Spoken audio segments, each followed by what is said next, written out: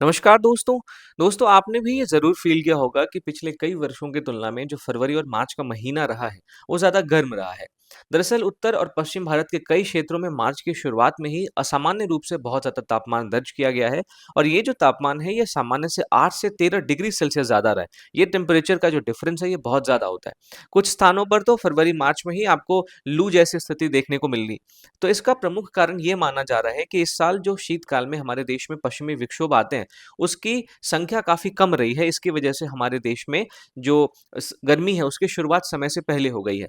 तो दोस्तों आज के सेशन में हम इसी पश्चिमी विक्षोभ के बारे में बात करेंगे कि ये क्या होता है। हालाँकि इस पे मैंने एक सेपरेट वीडियो बनाई हुई है जिसको कि आप मेरे चैनल पे जाके देख सकते हैं। उसमें मैंने पूरा पश्चिमी विक्षोभ का मैकेनिज़्म समझाया है, इसके भारत की फसलों के, भारत की कृषि के ऊपर इसके प्रभाव के बारे में बात की है, कैसे ये भारत की संस्कृति को प्रभावित करता है, कैसे ये हमारे देश में जो नदी प्रणाली है उसमें अपनी भूमिका निभाता है। तो इसको मैंने बहुत ही डिटेल में डिस्कस किया है, लेकिन यहाँ पे भी हम एक छोटा-सा इसका जो है डिस्कशन करेंगे कि पश्चिमी विक्षोभ क्या होता है और कैसे ये जो शीतकालीन वर्षा में कमी है, कैसे इसने हमारे देश में जल्दी से गर्मी की शुरुआत कर दी है। तो इन सारे टॉपिक्स के बारे में आज हम बहुत ही ज़्यादा डिटेल में चर्चा करने वाले हैं। तो आई एम योर दोस्त Rahul Sharma and I welcome you all to Rahul Sharma education.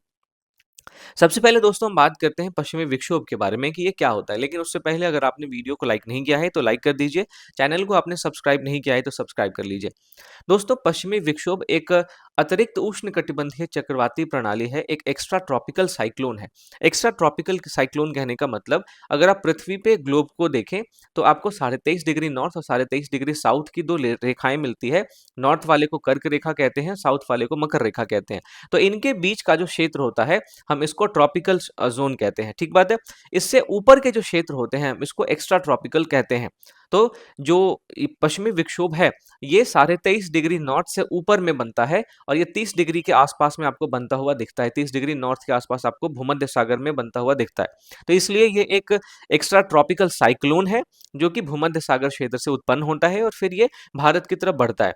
दरअसल ये जो प्रणाली है ये पश्चिमी हवाओं के साथ, जिसको हम वेस्टर्लीज कहते हैं, पछुआ पवन कहते हैं, उसके साथ भारत की तरफ बढ़ती है। दरअसल जब आप पृथ्वी पे वायु का परिसंचरण तंत्र पढ़ेंगे तो आप देखेंगे कि 30 डिग्री नॉर्थ के आसपास आपको हाई प्रेशर का बेल्ट देखने को मिलेगा। इस हाई प्रेशर के बेल्ट को हम सब ट्रॉपिकल हाई प्रेशर यानी उपोष्ण उच्च वायुदाब कटिबंध कहते हैं। इस हाई प्रेशर से 60-65 का जो सब पोलर लो यानी उपध्रुवीय निम्न वायुदाब कटिबंध होता है। तो हमेशा हाई प्रेशर से चूंकि लो प्रेशर की तरफ हवा चलती है, इसलिए जो पश्चिम से पूर्व की तरफ यानी 30 डिग्री से 60-65 डिग्री की तरफ जो हवा चलती है, इस हवा की जो दिशा है वो पश्चिम की तरफ हो जाती है ड्यू टू कॉरियोलिस फोर्स के कारण। तो इस वजह से ये जो पछुआ पवनें हैं इनकी दिशा कुछ इस तरीके से हो जाती है पूरब से पश्चिम, इसलिए इनको पछुआ पवन कहते हैं। तो 30 डिग्री नॉर्थ से ये पछुआ पवन चलनी शुरू होती है और इन्हीं पछुआ पवनों के साथ ये जो पश्चिमी विक्षोभ है ये भारत तक आता है और ये भारत में प्रवेश करता है पाकिस्तान के रास्ते होते हुए और ये उत्तर पश्चिम भारत में आपको मुख्यतः प्रवेश करता हुआ दिखता है।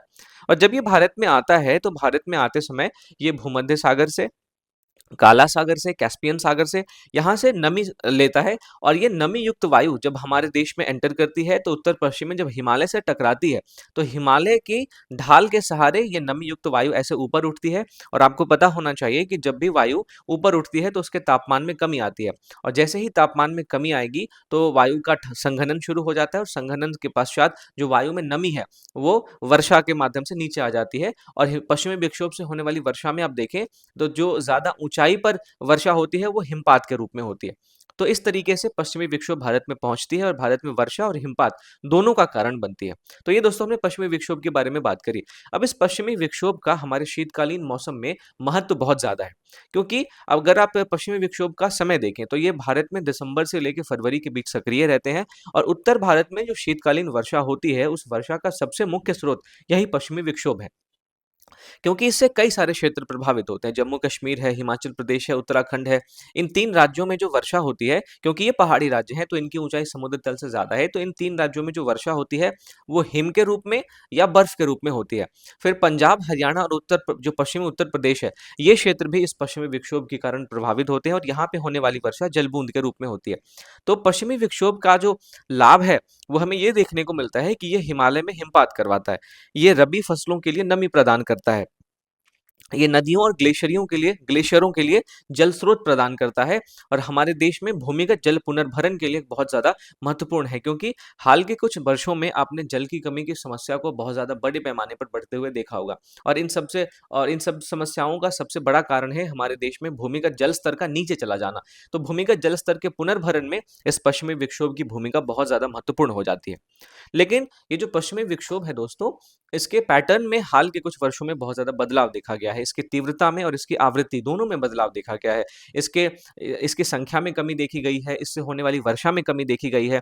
तो जो मुख्य परिवर्तन है, वो हमें ये देखने को मिला है कि पश्चिमी विक्षोभ की संख्या में कमी हो गई है, इससे होने वाली वर्षा में कमी हो गई है, इससे होने वाले हिमपात में कमी हो गई है और इसकी वजह से मौसम में बहुत सारी असामान्य घटनाएँ भी घटती हुई हमें दिखती है।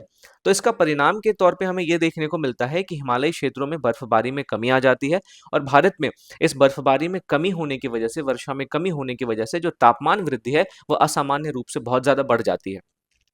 तो दोस्तों, अभी हाल ही में आपने देखा होगा कि जो मार्च का महीना है, ये असामान्य रूप से बहुत ज़्यादा गर्म रहा था।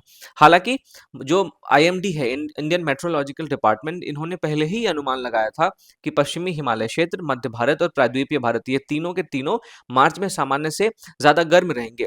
लेकिन वास्तविक स्थिति में देखें तो मार्च के पहले सप्ताह में ही तापमान बहुत ज़्यादा बढ़ गया है। हिमाचल प्रदेश में तो तापमान 25 डिग्री सेल्सियस से भी ऊपर दर्ज हुआ है और ये बहुत ही असामान्य है, क्योंकि अब देखें तो शिमला में आमतौर पर जो गर्मी है, वो मई-जून में चरम पर होती है और अभी मई-जून में लगभग 2-3 महीने बाकी है। तो दोस्तों, ये जो असामान्य रूप से गर्मी बढ़ी है, असामान्य रूप से जो तापमान बढ़ा है, इससे प्रभावित क्षेत्र मुख्यतः आपको हिमाचल प्रदेश, जम्मू-कश्मीर और लद्दाख देखने को मिलेंगे। ऐसा इसलिए क्योंकि यहाँ पे मार्च के महीने में जो हिमपात हैं, वो बने रहते हैं, जो बर्फ है वो बने रहते हैं, तो गर्मी उतनी ज़्यादा नहीं होती। लेकिन उसके बावजूद अगर मार्च के महीने में यहाँ पे अगर टेम्परेचर 25 डिग्री सेल्सियस हो जाता है, तो चूँकि ये ऐसे क्षेत्र हैं जो कि पर्यटन की दृष्टि से, ऐसे राज्य हैं जो पर्यटन की दृष्टि से काफ़ी ज़्यादा महत्वपूर्ण है। यहाँ पे पर्यटन एक प्रमुख उद्योग के तौर पे सामने आता है, तो अगर यहाँ पे गर्मी बहुत ज़्यादा बढ़ जाएगी, तो इस पर्यटन उद्योग पे बहुत ज़्यादा नकारात्मक असर पड़ने वाला है।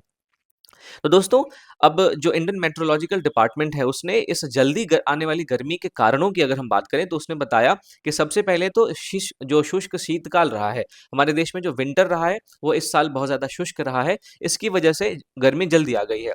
दरअसल फरवरी 1901 के बाद ये तीसरा सबसे शुष्क फरवरी रहा। जनवरी-फरवरी में कुल वर्षा केवल 16 मिलीमीटर हुई है, जो कि सामान्य से लगभग 60% कम है। फिर दूसरा कारण जिसकी वजह से गर्मी जल्दी आई है, उसको पश्चिमी विक्षोभ के बारे में बताया गया है कि पश्चिमी विक्षोभ इस साल कम रहे हैं, इसकी वजह से जो गर्मी है वो जल्दी आ गई है। फिर इसके अलावा पवन अभिसरण का अभाव भी एक और कारण है जिसकी वजह से जल्दी गर्मी आई है, क्योंकि आप देखें आमतौर पर क्या होता है कि वेस्टर्लीज इधर से जाती है और फिर ईस्टर्लीज बंगाल की खाड़ी से नमीयुक्त हवा लेकर आती है और मध्य भारत में ये मिलती है, और चूंकि इन दोनों में नमी ज़्यादा होती है, तो नमी होने की वजह से यहाँ पे खूब वर्षा होती है। लेकिन इस बार यह अभिसरण नहीं हुआ है, जिसकी वजह से वर्षा कम हुई है। साथ ही साथ देखिए, जब वर्षा कम होती है, तो जो मिट्टी में नमी है, वो कम हो जाती है और मिट्टी में नमी कम होने की वजह से जो भूमि है, वो जल्दी गर्म हो जाती है और जब भूमि जल्दी गर्म होगी, तो तापमान तेज़ी से बढ़ेगा और तापमान को तेज़ी से जब बढ़ता हुआ हम देखते हैं, तो फिर गर्मी जो है, वो जल्दी शुरू हो जाती है। तो ये 4 ऐसे मुख्य कारण हैं, जिसकी वजह से इस साल हमारे देश में गर्मी जल्दी आई है। अब इस बढ़ती हुई गर्मी के जल्दी आने का हमारे देश के फसलों पे काफ़ी बुरा प्रभाव देखने को मिला है, क्योंकि अचानक से जो तापमान बढ़ा है, उसकी वजह से जो रबी फसल है, जैसे गेहूँ है, सरसों है, चना है, मूँगफली है, कुसुम है, ये सभी प्रभावित हो सकते हैं, क्योंकि इनके दाने का संकुचन हो सकता है, इनके उत्पादन में कमी आ सकती है, इनकी गुणवत्ता में कमी आ सकती है। इसके अलावा आलू और सेब जैसे फसलों पर भी इस बढ़ती हुई गर्मी का प्रभाव हमें देखने को मिलेगा। तो किसानों के लिए ये सलाह दी जा रही है कि वो अपने तरफ से सिंचाई को काफ़ी बढ़ाएँ, मिट्टी में नमी को बनाए रखें। लेकिन अगर हम सिंचाई को बहुत ज़्यादा बढ़ाएँगे, तो इससे आप देखें कि स्थानीय जो जल संसाधन है, उस पर भी दबाव काफ़ी बढ़ सकता है, क्योंकि सिंचाई को करने का सबसे मुख्य स्रोत अगर हम देखें, तो हमारे देश में भूमिगत जल है और चूंकि पीने के पानी की ही कमी हो रही है, तो सिंचाई के लिए बड़े पैमाने पर भूमिगत जल का इस्तेमाल करना एक नई समस्या पैदा कर सकता है। तो इस तरीके से दोस्तों, ये जो गर्मी हमारे देश में जल्दी आई है, इसका जो प्रभाव है, वो ना केवल फसलों पे पड़ेगा, बल्कि हमारे देश में जल संकट पर भी बढ़ सकता है। हमारे देश में कृषि उत्पादन तो बढ़ेगा ही, माफ कीजिए, कृषि उत्पादन तो कम होगा ही, साथ ही साथ गर्मी की जो लहरें हैं, वो जल्दी आएंगी और भी ज्यादा मजबूती से आएंगी। तो हमारे देश में जो लू से होने वाली मौत है, उसमें भी हमें इजाफा देखने को मिल सकता है और इस बढ़ती हुई गर्मी का हिमालयी पारिस्थितिकी पे बहुत नकारात्मक असर पड़ेगा। तो दोस्तों ये जो पश्चिमी विक्षोभ है, चूंकि भारत की शीतकालीन वर्षा प्रणाली का प्रमुख घटक है और हाल के वर्षों में इसकी जो आवृत्ति और तीव्रता में बदलाव हुए हैं, उसकी वजह से भारत में जलवायु में असंतुलन हमें देखने को मिला है। गर्मी जल्दी आ गई है, कृषि संकट जैसी समस्याएं उभर रही है। तो ये सारी की सारी समस्याएं कहीं ना कहीं हमें ये आगाह करती हैं कि हमें जलवायु अनुकूलन के जो कदम हैं उनको उठाने की जरूरत है। हमें बेहतर मौसम पूर्वानुमान प्रणाली विकसित करने की जरूरत है और हमें विकास और पर्यावरण इन दोनों के बीच में एक संतुलन बनाने की ज़रूरत है, ताकि एक तरफ हम विकास भी कर सकें और दूसरी तरफ हम अपने पर्यावरण को संरक्षित भी कर सकें, क्योंकि बिना स्वच्छ पर्यावरण के, बिना बेहतर पर्यावरण के इस विकास का कोई भी अर्थ नहीं रह जाएगा। क्योंकि विकास के माध्यम से हम जो भी प्रगति करेंगे वो पैसा सीधा-सीधा आप देखें तो इन पर्यावरण की वजह से जो हमारे स्वास्थ्य को नुकसान होगा, हमारे इंफ्रास्ट्रक्चर को नुकसान होगा, जो प्राकृतिक आपदाओं में बढ़ोतरी होने से हमारे देश में जो एक्स्ट्रा पैसा खर्च होगा, उन सभी में ये विकास का जो पैसा है वो चला जाएगा। तो विकास और पर्यावरण के बीच में एक बार फिर से हमें संतुलन बनाने की तरफ ध्यान देना पड़ेगा और ये जो जल्दी गर्मी आई है, वो कहीं न कहीं एक बार फिर से हमारा ध्यान इस तरफ खींचती है।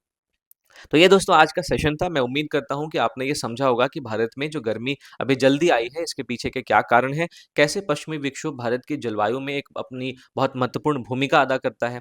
और इस सेशन के आधार पे आप इस मेंस के प्रैक्टिस क्वेश्चन को भी लिख सकते हैं कि भारत में पश्चिमी विक्षोभ की भूमिका का विश्लेषण कीजिए। हाल के वर्षों में इसके बदलते स्वरूप का भारतीय कृषि और जलवायु पर क्या प्रभाव पड़ा है, इसके बारे में आपको बताना है। 250 शब्दों में आप इसका आंसर लिख के मेरे आंसर राइटिंग वाले ग्रुप में पोस्ट कर सकते हैं, जिसका लिंक आपको डिस्क्रिप्शन में मिल जाएगा।